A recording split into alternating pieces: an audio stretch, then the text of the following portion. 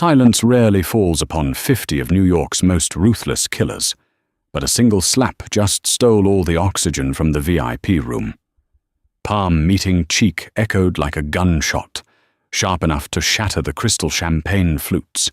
Instantly, a dozen custom-tailored suits stiffened as hands instinctively drifted toward concealed holsters. At the head of the mahogany table, Salvatore Russo, the terrifying patriarch of the Sicilian mob, slowly turned his head, a stark red welt blooming across his weathered face. Standing over him was a delicate waitress, her hand still raised. Before the room could erupt into violence, she leaned forward, slicing through the deadly quiet with one single, paralyzing word.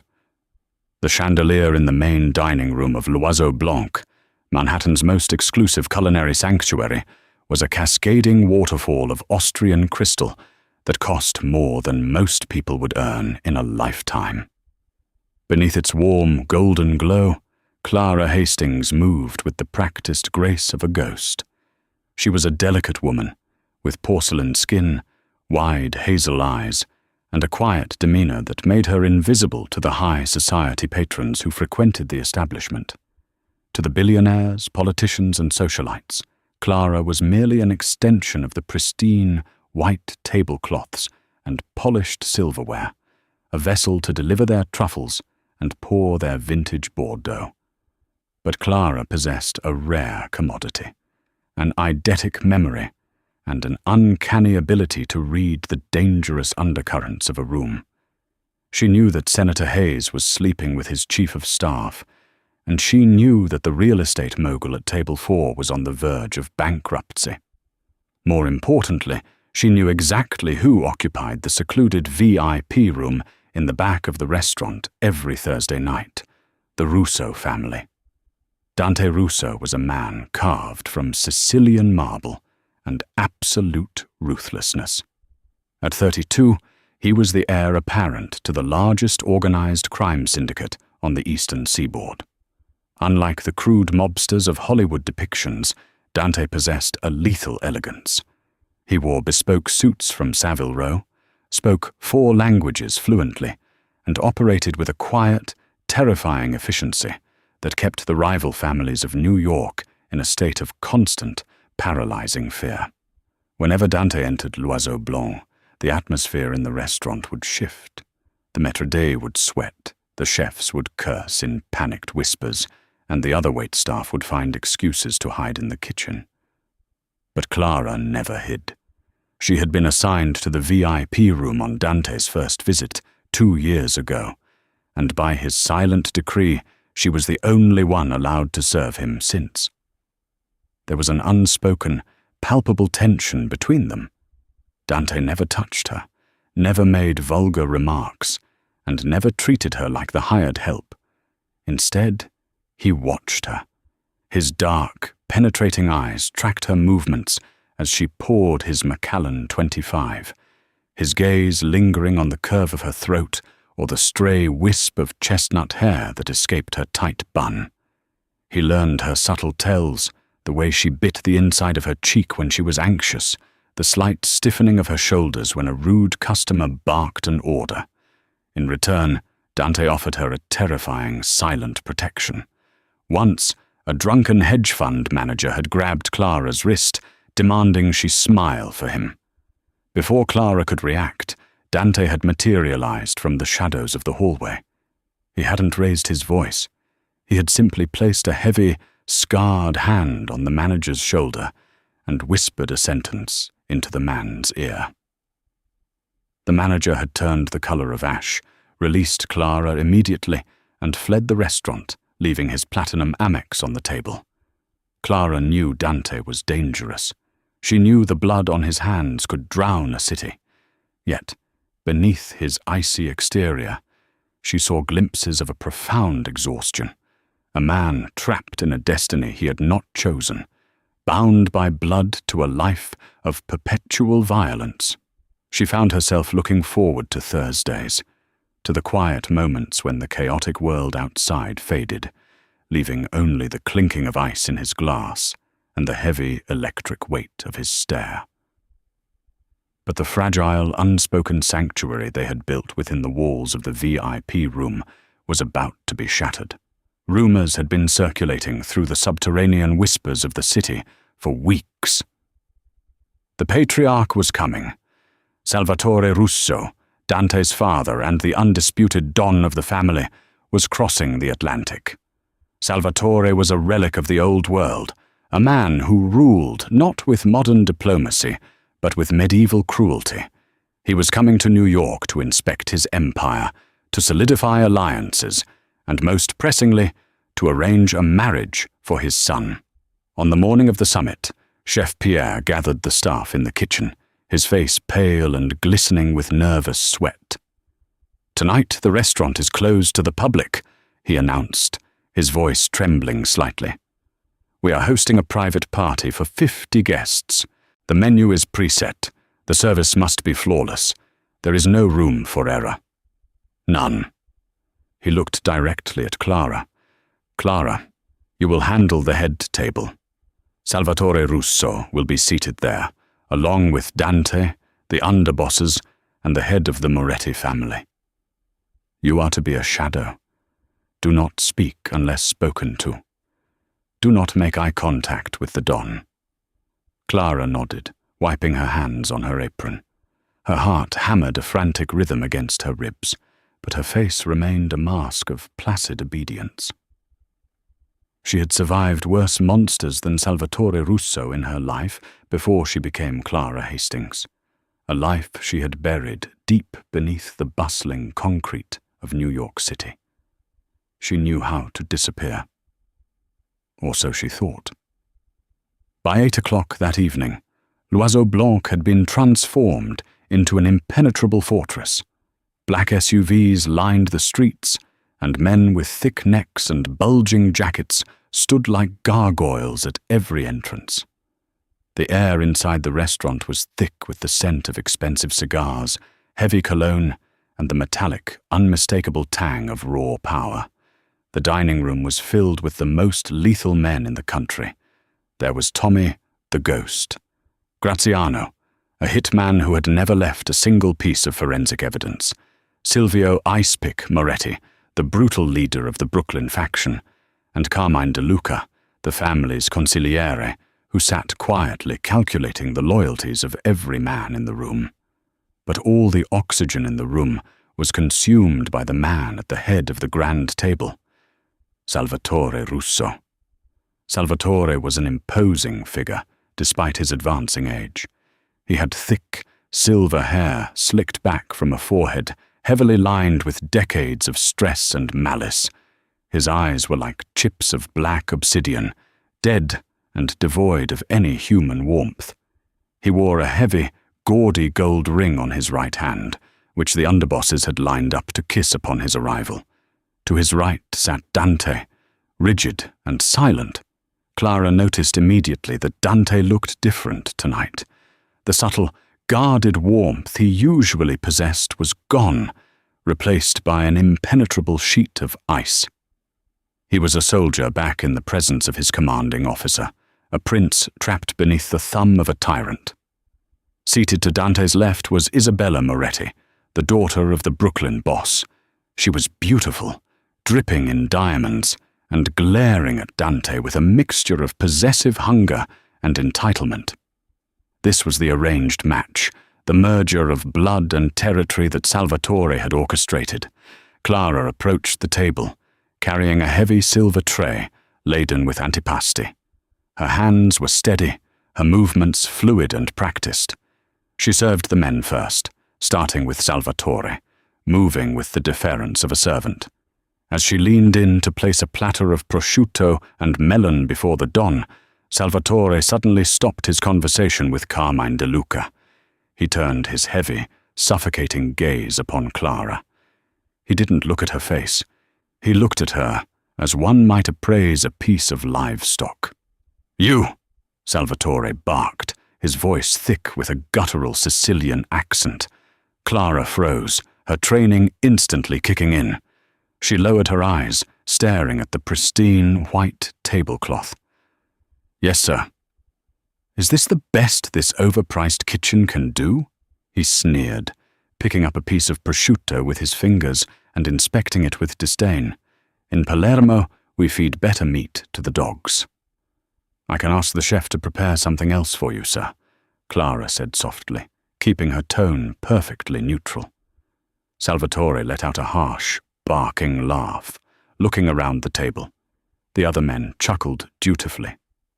Look at this, Salvatore mocked. A meek little American mouse. No fire, no blood. Tell me, mouse, do you understand what kind of men you are serving tonight? Father. Dante's voice sliced through the laughter. It was low, warning, and cold enough to freeze boiling water. Let her work. We have business to discuss. Salvatore's eyes snapped to his son. The silence that followed was heavy and dangerous. It was a test. Clara realized with a sinking feeling that Salvatore wasn't actually upset about the food. He had noticed Dante's subtle protective instinct over the past few years, perhaps tipped off by an informant within the restaurant. He was targeting Clara to test his son's loyalties, to see if the rumors of Dante's soft spot for a common waitress were true. Business? Salvatore mocked, leaning back in his chair. I am the business, Dante, and I say I want to talk to the mouse. He turned back to Clara. Pour the wine, and don't spill a drop, or I'll have them cut off your pretty little fingers. Clara swallowed hard, moving to the wine cooler. She retrieved the vintage Barolo, uncorked it with steady hands, and returned to Salvatore's side. She poured the dark red liquid into his crystal glass, stopping exactly at the proper measure. As she moved to pull the bottle away, Salvatore intentionally shifted his elbow, knocking into her arm. The heavy glass bottle clinked violently against the rim of his glass, sending a splash of the crimson wine onto the pristine white tablecloth, and a few drops onto the cuff of Salvatore's custom-tailored silk shirt. A collective intake of breath echoed around the table. Isabella Moretti covered her mouth in mock horror. Silvio Icepick. Moretti narrowed his eyes. Dante's hands gripped the edge of the table so hard his knuckles turned white, his jaw ticking furiously. Look what you've done, you stupid, clumsy whore, Salvatore hissed, his voice dropping an octave, losing its mocking tone and becoming utterly lethal. I apologize, sir, Clara said quickly, reaching into her apron for a clean napkin. I will get club soda immediately to treat the stain. Before she could finish, Salvatore's hand shot out. He grabbed Clara roughly by the wrist, his thick fingers biting painfully into her delicate skin. He yanked her forward, pulling her off balance so that she was forced to lean over the table, her face mere inches from his. You think a wet rag fixes disrespect? Salvatore snarled, his breath hot and smelling of tobacco and alcohol. In my country, women like you are taught their place with a whip. You are nothing. You are the dirt beneath my shoes. Let her go, Salvatore, Dante said, standing up. The sound of his chair scraping against the hardwood floor was deafening. Several bodyguards immediately reached for their jackets. Sit down, Dante, Salvatore roared, not breaking eye contact with Clara. You let a peasant girl distract you? You let this American trash soften you? I am showing you how a don handles incompetence. Salvatore squeezed her wrist tighter, making Clara wince. Beg for my forgiveness, the old man demanded softly, a cruel smile twisting his lips. Get on your knees, kiss my ring, and beg. The room was paralyzed. To refuse Salvatore Russo was a death sentence. To submit was total humiliation. Clara looked into the dead, obsidian eyes of the monster before her. For a decade, she had played the role of the invisible waitress, the quiet girl who kept her head down and survived. She had buried her past so deeply, she almost believed the lie herself. But as Salvatore's grip ground her bones together, as he demanded she kneel, the delicate facade of Clara Hastings fractured. Beneath it, the blood of her true lineage Blood just as ancient, just as proud and fiercely defiant, surged to the surface. She was not an American mouse. Clara stopped pulling away. She straightened her posture, ignoring the searing pain in her wrist. Her hazel eyes hardened into something that made Salvatore momentarily blink in surprise. With her free left hand, Clara moved faster than any of the trained killers in the room could anticipate. Crack! The slap was thunderous. She struck Salvatore Russo across the face with everything she had, the force of it snapping the patriarch's head sharply to the side. The immediate aftermath was chaotic perfection. The crystal glasses shook. A low, collective gasp was sucked from the lungs of 50 hardened criminals. Time seemed to stop entirely. Then, the explosion. Chairs crashed to the floor. Silvio Moretti drew a suppressed pistol, aiming it directly at Clara's chest. Tommy Graziano vaulted over a side table, a blade flashing in his hand. Every bodyguard in the room unholstered their weapons, the metallic clack-clack of safeties being disengaged, filling the air. "No!" Dante roared, drawing his own weapon and stepping directly in front of Clara, using his large body to shield her from the firing squad. He aimed his gun squarely at Silvio Moretti. "Anyone who pulls a trigger dies. Stand down!" "She struck the Don!" Carmine De Luca yelled in a panic. "Dante, step aside! She's dead! She's a dead woman!" Salvatore Russo slowly turned his head back. A distinct, bright red handprint was seared across his left cheek. His chest heaved. He looked at Clara, not with anger, but with the cold, detached certainty of an executioner. He raised a hand, and the men in the room froze. They didn't lower their weapons, but they held their fire. "Dante," Salvatore said, his voice a horrifyingly calm whisper.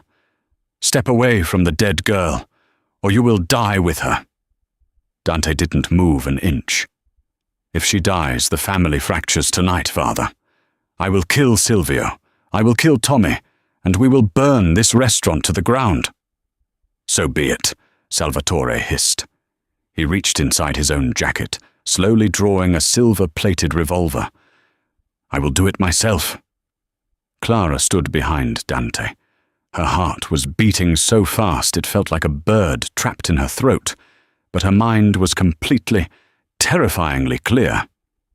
She stepped out from behind Dante's protective shadow, gently pushing his gun arm down. Dante looked at her, his eyes wide with desperate panic. "Clara, what are you doing?"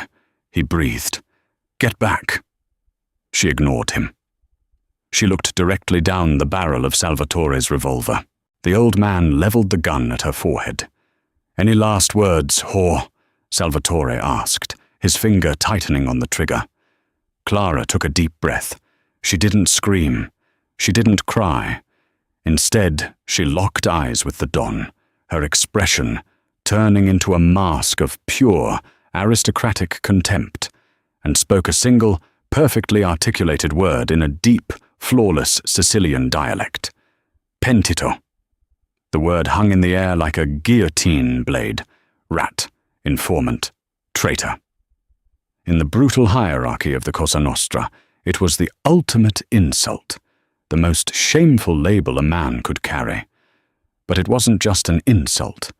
It was the way she said it, the specific, archaic inflection from the mountains of Palermo, accompanied by a subtle, deliberate tap of her index finger against her collarbone. Salvatore's eyes widened in sheer, unadulterated terror. The color drained completely from his face, leaving his skin a sickly, ashen gray. His hand, previously steady with lethal intent, began to violently shake. The other men in the room looked on in confusion. They knew the word, of course, but to hurl it at the Don was suicide. Yet they saw their untouchable, ruthless leader suddenly looking like a man who had just seen a ghost walk out of the grave. "How?" Salvatore choked out, the revolver lowering slightly. His voice was barely a rasp. "Who?" Who are you?" "My mother was Caterina from the village of Corleone," Clara said softly, her voice carrying through the silent room. But her words were meant only for him. "And my father was the man you betrayed to the Federales in 1998 to steal his throne. You didn't win this empire, Salvatore. You begged for it on your knees in a courtroom. Pentito." The silence that followed was absolute. No one breathed. The guns remained drawn, but the men holding them were paralyzed by the sudden, dramatic shift in power. The delicate waitress had just shattered the invincible myth of the Russo patriarch with a single word, holding his darkest, most closely guarded secret like a loaded gun to his head.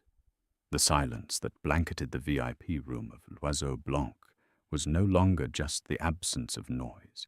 It was a living, breathing entity, heavy with the suffocating weight of a decades-old treason. Pentito. The word echoed in the minds of every man present. In the airtight, blood-bound world of the Cosa Nostra, being a rat was the singular, unforgivable sin. It was a disease that required immediate amputation. Silvio Ice Pick Moretti, the Brooklyn boss who had been ready to execute Clara seconds ago, slowly lowered his suppressed Heckler & Koch USP. His eyes, normally dead and cold, were suddenly alight with a predatory calculation. He looked from the ashen, trembling face of Salvatore Russo to the defiant, regal posture of the waitress. "What did you say?" Silvio asked, his voice a low, gravelly rumble that demanded absolute truth. "You heard her, Silvio," Salvatore croaked, though his voice lacked its usual booming authority.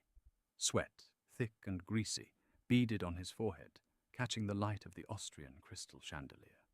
"The girl is insane, an assassin sent by the Lupatazzi family, perhaps, or a federal plant. Kill her! I gave an order. Kill the lying American whore." But nobody fired. The spell of Salvatore's invincibility had been broken. The men in the room were loyal to the oath of Omertà, not necessarily to the man himself. If the man had broken the oath, their loyalty was instantly voided. Clara did not flinch as Salvatore's silver-plated revolver remained pointed at her face. Her hazel eyes, previously a mask of servitude, were now hardened stones of Sicilian vengeance. She looked past the trembling barrel and addressed Silvio directly, recognizing him as the shifting fulcrum of power in the room. "My real name is Caterina Accardi," Clara said, her voice ringing out clear and steady. "Daughter of Don Vincenzo Accardi, the true Lion of Palermo." A collective gasp swept through the older men in the room. Carmine De Luca, the consigliere, gripped the edge of the mahogany table, his face draining of blood. Everyone over the age of 50 remembered Vincenzo Accardi. He was a legend, a boss of bosses who had mysteriously gone down in a massive FBI sweep in 1998, sentenced to 4 consecutive life terms in the ADX Florence Supermax prison, where he eventually died in silence. His entire bloodline was supposed to have been wiped out by rival factions in the ensuing power vacuum. Vincenzo Accardi's daughter died in a car bombing in Sicily 23 years ago, Carmine De Luca whispered, staring at Clara as if she were an apparition. "My mother's maid died in that car bombing," Clara corrected coldly. "My mother smuggled me on a freighter to Boston. We changed our names. We lived like ghosts while this coward—" She pointed a sharp, accusatory finger at Salvatore. "Took my father's empire." "Lies!" Salvatore roared, spit flying from his lips. "She has no proof. She is a ghost story to frighten children." "Southern District of New York," Clara snapped, her voice cutting through his panic like a scalpel. "Case file 89B, Operation Broken Crown. You didn't just give them my father, Salvatore. You gave them the Red Hook docs. You gave them the union ledgers. and you sat in a closed-door session with Special Agent Richard Hughes on November 14th, 1998, at a motel in upstate New York. In exchange, the Department of Justice looked the other way, while you slaughtered my father's capos and seized the throne. The specificity of the details was a physical blow. Mentioning Special Agent Richard Hughes, a name heavily redacted in all public court documents, was the nail in the coffin. Dante Russo stood paralyzed. The gun in his hand, initially drawn to protect Clara from Silvio, felt heavy and foreign. He stared at the woman he had silently watched, protected, and secretly obsessed over for 2 years. The delicate, fragile bird he thought he was shielding from the wolves was, in fact, an apex predator, waiting patiently in the tall grass for a quarter of a century. "Father," Dante said, his voice stripped of all emotion. He slowly turned his head to look at Salvatore. "Tell me she is lying. Look me in the eye and swear on our blood." Salvatore looked at his son. For a fraction of a second, the mask of the terrifying Don slipped, revealing a cornered, pathetic old man. His silence was the loudest confession in the room. Isabella Moretti, the intended bride, let out a choked sob of disgust and backed away from the table. "You sold us out!" Silvio Moretti hissed, raising his weapon again. But this time he aimed it squarely at Salvatore Russo's chest. "You rat bastard! You built your throne on the blood of Omerta." Realizing his empire was evaporating in front of his eyes, survival instinct overtook Salvatore's logic. With a feral cry, he swung the revolver away from Clara and fired blindly toward Silvio. The gunshot in the enclosed VIP room was deafening.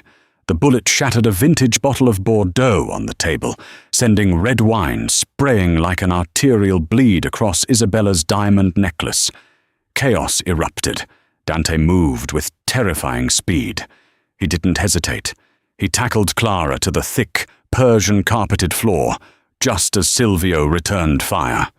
Salvatore dove behind the heavy oak chair, a bullet grazing his shoulder. "Leo, get us out!" Dante roared over the deafening cracks of gunfire. Leo Rossi, Dante's most loyal capo, immediately kicked over the heavy dining table, creating a wooden barricade. The room fractured into a brutal civil war, the old guard loyal to the Don, and the younger generation who realized they had been serving a traitor. "Stay down," Dante ordered Clara, his heavy body shielding hers as wood splinters and shattered crystal rained down upon them. The smell of cordite and copper filled the air.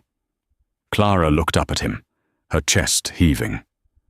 The soft, deferential waitress was gone. In her place was a woman forged in fire. She didn't look terrified. She looked vindicated. "We have to move," Dante commanded, grabbing her wrist, the same wrist his father had bruised just minutes before, and dragging her toward the concealed service doors that led directly into the restaurant's labyrinthine kitchens. The escape through L'Oiseau Blanc was a blur of flashing lights, terrified screams from the kitchen staff, and the distinct, rhythmic popping of suppressed gunfire echoing from the VIP room. Chef Pierre was cowering inside the walk-in freezer as Dante and Clara sprinted past the stainless steel prep stations, bursting out of the rear loading dock and into the biting chill of the Manhattan night. A black Mercedes Maybach S-Class, idling heavily with its headlights off, waited in the alley. Leo Rossi tossed the keys to Dante before turning back to hold the rear exit with a Glock 19 in each hand. "Get in!" Dante shoved Clara into the passenger seat, vaulted over the hood, and slid behind the wheel. The Maybach's V12 engine roared to life, its tires screeching against the damp asphalt as Dante threw the massive armored vehicle into drive and tore out of the alley, narrowly avoiding a sleek black SUV rushing toward the scene. The drive was cloaked in a suffocating, adrenaline-laced silence. Dante navigated the chaotic New York traffic with the cold, mechanical precision of a getaway driver, his jaw locked tight, his dark eyes constantly scanning the rearview mirror. Clara sat rigid in the passenger seat, the adrenaline slowly seeping out of her system, leaving a cold ache in her bones. She touched her cheek, her hands slightly shaking, as the reality of what she had just detonated fully settled in. She had triggered a Mafia civil war. 45 minutes later, the Maybach pulled through the imposing wrought-iron gates of a heavily fortified, brutalist concrete estate hidden deep in the woods of the Hudson Valley. It was Dante's private sanctuary, off the books and heavily guarded by men loyal only to him. Dante killed the engine. He didn't look at her. He simply stepped out of the car, stalked around to the passenger side, opened her door, and pulled her out by the arm. His grip wasn't bruising like his father's, but it was unyielding, fueled by a dangerous mixture of fury, betrayal, and a dark, twisted relief. He dragged her through the grand foyer, past priceless modern art, and into a vast, dimly lit library smelling of old paper, leather, and cedar. He shoved her, not ungently, into a plush leather armchair, then walked over to a crystal decanter, pouring 3 fingers of pure Scottish whiskey. He downed it in one fluid motion. When he finally turned to face her, the air in the room seemed to crackle with electricity. 2 years, Dante said, his voice a low, lethal vibration that was far more terrifying than his father's shouting. For 2 years you poured my wine. You smiled when I tipped you. You let me believe you were a helpless civilian who needed my protection. He walked slowly toward her, unbuttoning his tailored jacket, tossing it carelessly onto a nearby sofa. Tell me, Katerina, did you laugh at me? Did you enjoy watching the son of the man who destroyed your family act like your personal guard dog? Clara stood up, refusing to cower. The height difference was staggering.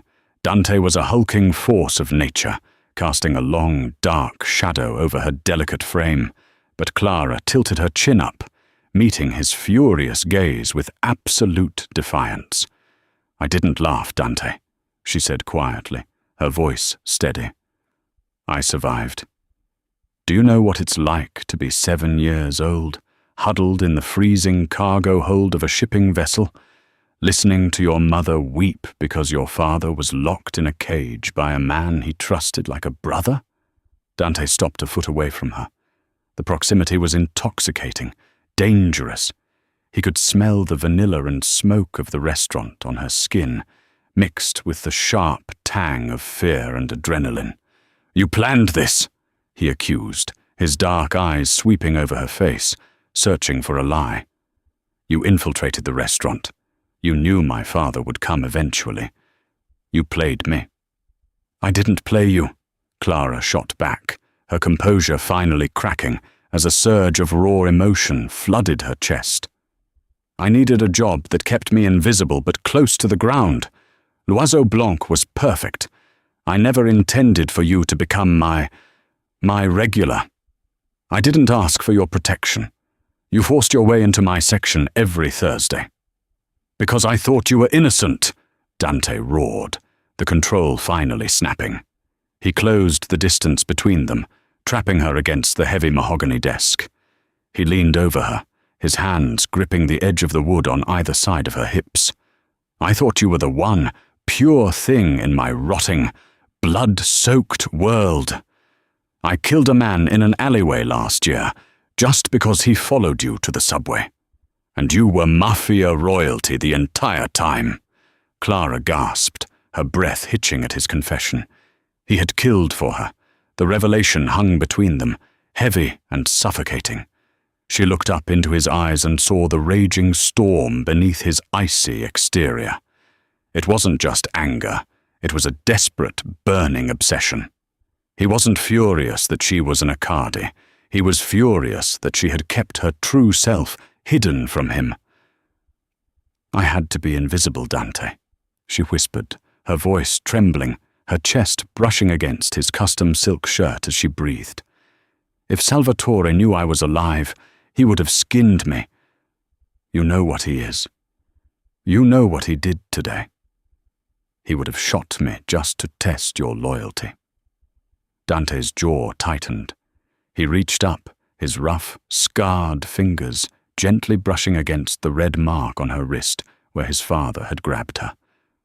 His touch was shockingly tender, a stark contrast to the violence they had just escaped. He is a dead man walking, Dante vowed, his voice dropping to a harsh, intimate whisper. Silvio will strip his territories by morning.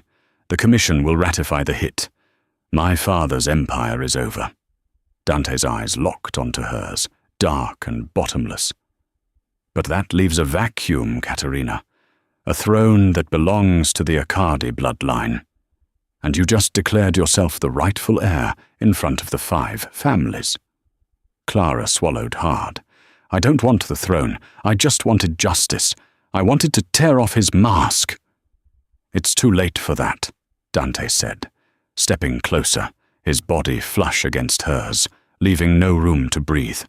The scent of his expensive cologne, gunpowder, and pure male dominance overwhelmed her senses. In our world, you don't just kill the king and walk away. You take the crown, or you die. He reached up, his hand sliding to the back of her neck, his thumb resting over her racing pulse. But you won't die, because you're mine now. You always have been. Only now, we don't have to play pretend anymore. Before Clara could formulate a response, Dante's mouth crashed down on hers. It wasn't a gentle kiss. It was a collision of years of repressed desire, anger, and absolute possession. It was punishing, demanding, and utterly consuming. Clara gasped against his lips, her hands instinctively flying to his chest to push him away. But the moment her fingers touched the hard muscles beneath his shirt, her resistance melted. She tangled her fingers in his lapels, pulling him closer, returning the kiss with a fierce, desperate hunger that matched his own. The delicate waitress was dead. The Mafia princess had finally awoken. The kiss was a violent collision of 2 worlds, tasting of aged scotch, impending war, and undeniable fate. When Dante finally broke the connection, he rested his forehead against Clara's, both of them breathing heavily in the dim, cedar-scented quiet of the library. His hands remained anchored on her waist, a possessive grip that left no room for retreat. You play a dangerous game, Caterina, Dante murmured, the Sicilian syllables of her true name rolling off his tongue like a dark prayer. You threw a match into a powder keg. Silvio Moretti won't just kill my father. He's an opportunist. He'll use the chaos to wipe out the entire Russo bloodline and claim the commission seat for himself. That means me. And now, because you painted a target on your own back, it means you. Clara stepped back, putting a few inches of necessary space between them so she could think clearly. The intoxicating haze of the kiss faded, replaced by the cold, calculating survival instincts that had kept her alive for 2 decades. Silvio is a brute, Clara said, walking over to the decanter and pouring herself a small measure of whiskey. She didn't drink it. She just needed something to anchor her trembling hands. He has muscle, but he lacks vision. The other families won't follow a butcher who shoots a don at a dinner table, even if that don is a pentito. They respect order. They respect legacy. My father's name still carries weight with the old guard. Your father's name is a ghost, Clara, Dante warned, crossing his arms. His bespoke shirt was wrinkled, a smear of soot on the collar, but he looked every bit the lethal underboss he was born to be. Ghosts don't hold territory. Ghosts don't collect union dues. No, she countered, her hazel eyes flashing with sudden, fierce brilliance. But heirs do. And if the heir to the Akkadi Empire is allied with the heir to the Russo Empire, the Commission won't have a choice. We offer them stability. We offer them an alternative to Silvio's bloodbath."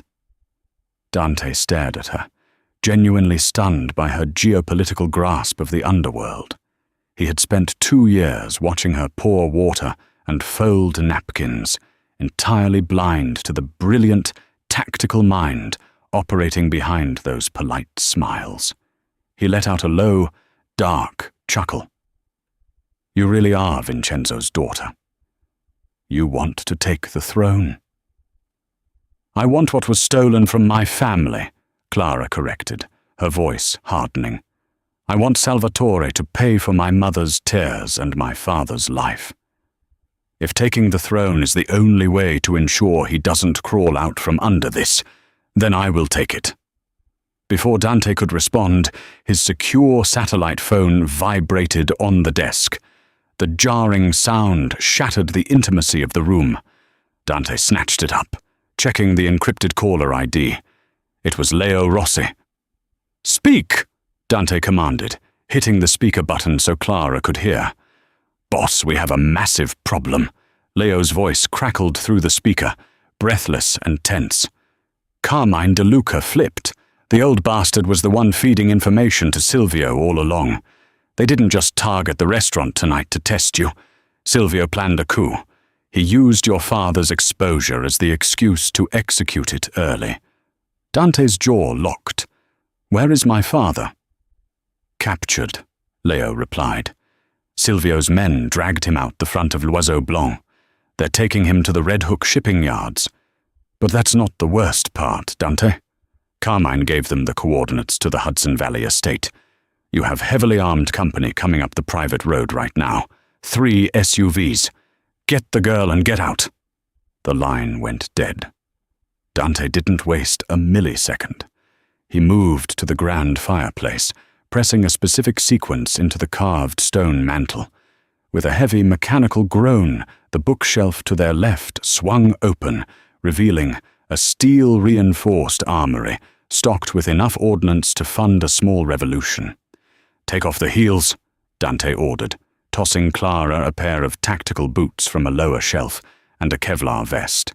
He strapped a sleek, customized Sig Sauer P226 to his own hip and grabbed an assault rifle.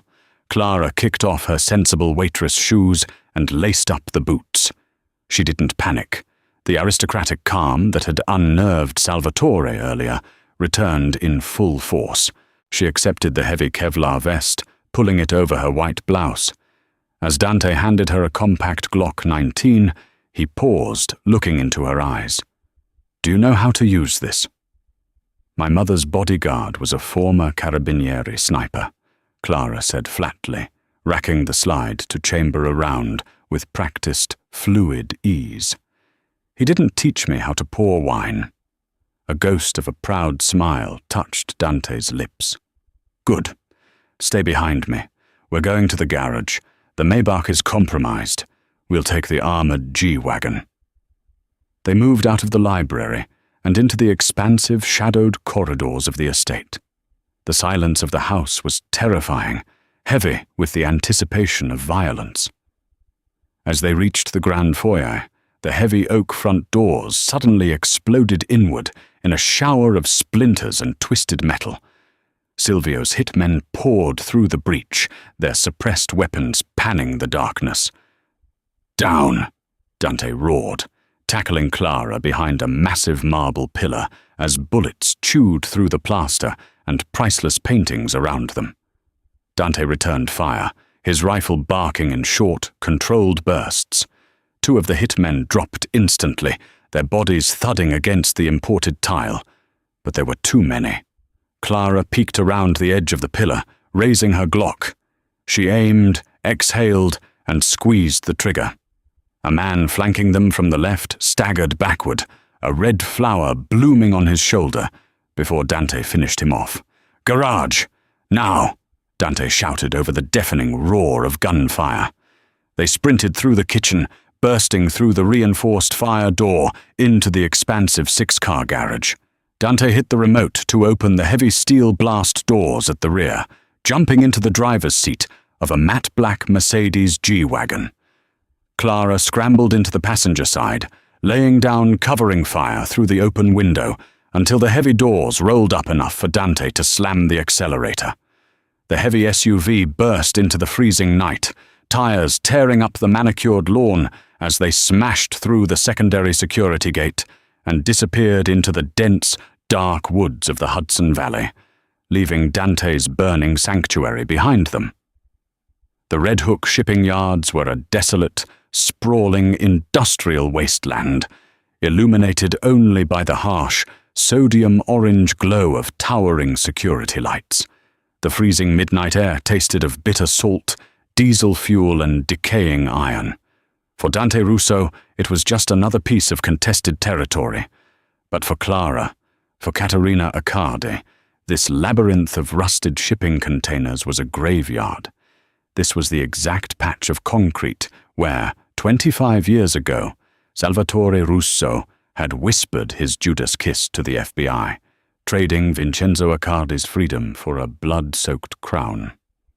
Dante killed the headlights of the heavily armored G-Wagon 2 blocks away, letting the vehicle coast silently into the deep, suffocating shadow of a stacked freight carrier. He shifted the SUV into park and cut the engine. The sudden silence in the cabin was heavy, punctuated only by the rhythmic, adrenaline-fueled ticking of the cooling engine block. "Silvio will have the perimeter completely locked down," Dante whispered, his voice a low gravel as he expertly checked the magazines of his Sig Sauer, the metallic clack echoing sharply in the dark. "He wants to make a spectacle of this execution. He's likely broadcasting it to the remaining heads of the commission to legitimize his violent claim to the throne." Clara looked out through the bulletproof glass at the imposing, corrugated steel of Warehouse 4 looming in the distance. Her reflection stared back at her, no longer the invisible, delicate waitress in a starched white apron, but a woman forged in the fires of a stolen legacy, wearing a Kevlar vest over her blouse and gripping a loaded Glock 19. "If he executes Salvatore tonight, he becomes the undisputed king of this city," Clara said, her voice steady, stripping away the last remnants of her civilian disguise. "We cannot let Silvio pull that trigger. We have to be the ones to dethrone my father's betrayer. The old guard needs to see it." Dante tapped the encrypted earpiece nestled in his right ear, his jaw tightening. "Leo is holding at the south entrance with the men who are still loyal to me. But we are walking into a slaughter, Caterina. We are outnumbered 3-1 inside that warehouse. This is a suicide mission." Clara turned to him. She reached across the wide center console, her delicate, pale hand covering his large, scarred one. Her touch was warm, a sudden, grounding anchor against the icy dread of the night. Dante's dark eyes flicked to hers, searching for hesitation and finding only absolute, terrifying resolve. "Vincenzo Accardi didn't raise a coward," Clara murmured softly, her hazel eyes locking with his. "And despite his sins, neither did Salvatore Russo. We end this tonight, Dante. We end the cycle. Together." Dante turned his hand over, intertwining his fingers with hers for a brief, fiercely intimate second. Then he nodded. They moved like phantoms through the frozen maze of steel containers, guided by Dante's encyclopedic, instinctual knowledge of the Brooklyn docks. The freezing wind masked the sound of their tactical boots hitting the cracked asphalt. As they neared the rusted side entrance of Warehouse 4, the staging ground for the coup, the echoing voices from inside became sickeningly clear. Inside the massive, cavernous space, a horrific, theatrical scene was unfolding beneath the harsh glare of suspended floodlights. Salvatore Russo, the once terrifying and invincible Don, was on his knees. His custom-tailored suit was torn and soaked in his own blood, his face a swollen, unrecognizable mass of bruises. His hands were brutally zip-tied behind his back. Silvio Moretti stood over the broken patriarch, pacing like a triumphant, blood-drunk gladiator. In his left hand, he held a heavy steel lead pipe. In his right, a cocked Smith & Wesson revolver. Forming a wide, impenetrable ring around them were 50 heavily armed soldiers, their faces hardened with malice. Standing off to the side, looking pale, sickly, and utterly terrified, was Carmine De Luca, the traitorous consigliere who had orchestrated the downfall. "Look at the great Salvatore Russo," Silvio sneered, his booming voice echoing off the high corrugated metal roof. He gestured expansively to his men. "A rat, a snitch who built a 25-year empire by kissing the boots of federal agents. The commission has already given me their blessing. Your reign is over, old man." "You are nothing, Silvio," Salvatore spat, a thick glob of blood and saliva landing on the tip of Silvio's polished leather shoe. Even on his knees, facing death, the old monster clung to his venom. "You are a rabid dog fighting for scraps." Silvio let out a harsh, echoing laugh, wiping his shoe on the back of Salvatore's torn jacket. He slowly raised the heavy revolver, pressing the cold steel barrel directly against Salvatore's sweat-drenched forehead. "Say hello to Vincenzo for me." Bang! The gunshot cracked like thunder, but it didn't come from Silvio's revolver. An agonizing shriek tore through the warehouse as Carmine De Luca suddenly collapsed to the oil-stained concrete floor, clutching his right leg. A high-caliber bullet had just shattered his kneecap into a dozen pieces. Silvio spun around wildly, his men instantly raising their assault rifles, panning the dark, elevated shadows of the rusted catwalk above. Stepping into the harsh fringe of the spotlight, 30 feet above the warehouse floor, stood Dante Russo. He held a smoking, suppressed sniper rifle, braced against the iron railing, his face a terrifying mask of absolute, unyielding fury. And standing shoulder to shoulder beside him, looking down at the army of men who had terrified the city for decades, was Clara. She stood tall, regal, and unafraid, the Glock resting steadily in her hands.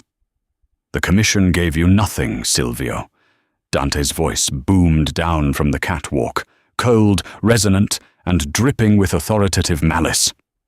"Because the commission only recognizes blood, and you are nothing but a usurper." Silvio's face twisted into a mask of pure, unhinged rage. "Kill them both!" he screamed, pointing his revolver up at the catwalk. But before a single trigger could be pulled, the massive rolling bay doors of the warehouse shrieked open with a deafening groan of metal against metal. Leo Rossi marched into the floodlights, but he was not flanked by a mere dozen men. Pouring into the warehouse behind him was a tide of over 100 heavily armed, disciplined soldiers, and they weren't just the younger generation, loyal to Dante. Clara's breath caught in her throat as she recognized the insignia boldly stitched into the heavy winter jackets of the older, silver-haired men leading the vanguard, a golden lion roaring against a black sky, the crest of Palermo, the Accardi loyalists. They were the ghosts of the old regime, men who had been forced into hiding, who had waited 25 agonizing years for a signal, for the miraculous return of their rightful bloodline. Leo had rallied them from the shadows of the city with a single, impossible phone call. The sheer, overwhelming numbers instantly paralyzed Silvio's men. Weapons wavered in sweaty hands. The balance of power hadn't just shifted, it had violently inverted in the span of 30 seconds. "Stand down!" Dante roared, his voice hitting the concrete walls with the absolute, unquestionable authority of a true Don. "Any man who drops his weapon right now lives to see tomorrow. Any man who points a gun at the true heir of the Accardi family dies on this floor tonight." The clatter of heavy metal hitting the concrete began as a hesitant trickle, then turned into an avalanche. Silvio's men, calculating the impossible odds and recognizing the legendary, terrifying banner of the Golden Lion, surrendered their arms, kicking their rifles away and raising their hands. Only Silvio remained defiant. His chest heaved as panic finally set in, his revolver trembling as he aimed it wildly back and forth between Dante high above and the massive army slowly encircling him below. "No!" Silvio roared, his voice cracking with desperation. "I earned this. I took down the rat. The city is mine." "You earned a grave," Dante said softly. Dante didn't bother using the cumbersome sniper rifle. With terrifying, practiced fluidity, he let the rifle hang on its sling, smoothly drew the Sig Sauer from his hip, took aim in a fraction of a second, and fired one perfect, echoing shot. Silvio Moretti dropped like a stone. A single bullet hole was perfectly centered in his forehead. The ambitious Brooklyn underboss was dead before his body slammed onto the cold concrete. A heavy, absolute silence descended upon the warehouse, broken only by the pathetic, ragged whimpering of Carmine De Luca, bleeding out on the floor. Moving with deliberate, synchronized grace, Dante and Clara descended the metal stairs, their boots ringing out in the quiet space. As they walked onto the main floor, the sea of hardened, heavily armed men parted for them immediately. Veterans of 100 turf wars lowered their heads, averting their eyes in deep, instinctual reverence. They walked until they stood directly in front of the kneeling, broken figure of Salvatore Russo. Salvatore looked up at his towering son, his bruised eyes suddenly filling with a pathetic, desperate spark of hope. "Dante, my son," he gasped, spitting blood. "You saved me. You brought the army." Dante looked down at the man who had raised him in a crucible of fear, who had beaten him for showing mercy, who had poisoned the city and betrayed his closest brothers. Dante's dark eyes were completely, terrifyingly devoid of pity. "I didn't bring the army, Salvatore," Dante said, his voice quiet, deliberately stripping the man of the title, father. "She did." Dante took a deliberate step back, allowing Clara to stand front and center before the fallen Don. Salvatore slowly shifted his gaze up to the delicate waitress, the very woman he had brutally grabbed and tried to humiliate just hours ago in the gilded dining room of L'Oiseau Blanc. She no longer wore the apron of servitude. She stood tall, an immovable force, radiating an ancient, terrifying power that made the old mobster physically shrink back. "Vincenzo Accardi was my father," Clara said, her voice carrying perfectly through the breathless quiet of the warehouse. "You stole his life. You stole my childhood. You broke the sacred oath of omertà to save your own miserable skin." Salvatore lowered his heavy head, his shoulders slumping as he was finally, completely defeated. The last pathetic shreds of his arrogance stripped away, leaving only a hollow shell of a man. "What will you do to me, Caterina? Will you shoot me like a dog?" "I am not a butcher like you, Salvatore," Clara said, her tone absolute zero, chilling the air around them. "Death is too quick a mercy for a rat. The commission will have you. You will sit in a 6x9 concrete cell, just like my father did. And you will live a very long, very quiet, miserable life, knowing that an Accardi sits upon your stolen throne." She turned away from him, her posture rigid, facing the assembled army of the American underworld. Dante stepped forward, turning to face the hundreds of men watching them. Then, in a move that caused a collective, silent gasp to ripple through the warehouse, the feared, lethal heir of the Russo family deliberately unbuttoned his jacket and dropped to one knee before Clara. He took her delicate hand in his, bowing his head, and pressed his lips to her knuckles in a solemn, public gesture of absolute fealty. The message was blindingly clear to every soldier present. The fractured families were united. The civil war was over before it had even begun. As Dante rose smoothly to his feet, he wrapped his arm firmly around her waist, pulling her flush against his side. The delicate, invisible waitress was gone forever, buried beneath the blood and history of the night. In her place stood the queen of the American Mafia, and standing fiercely beside her, her lethal, devoted king. The transition of power was written in blood, but the reign that followed was defined by ironclad order. Clara Hastings buried her alias, officially stepping into the light as Caterina Accardi. Under her visionary intellect and Dante's ruthless enforcement, the newly merged syndicate eradicated the chaotic violence of Salvatore's era, transforming into an untouchable corporate powerhouse. Salvatore Russo faded into the obscurity of a federal supermax prison, a ghost haunted by the daughter of the man he betrayed. L'Oiseau Blanc remained their favorite establishment, though Caterina never touched a wine bottle again. Instead, she and Dante occupied the VIP room as absolute sovereigns, ruling the city from the shadows.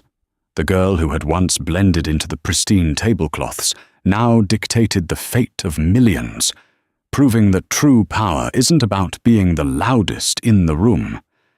It's about speaking the one word that silences it forever.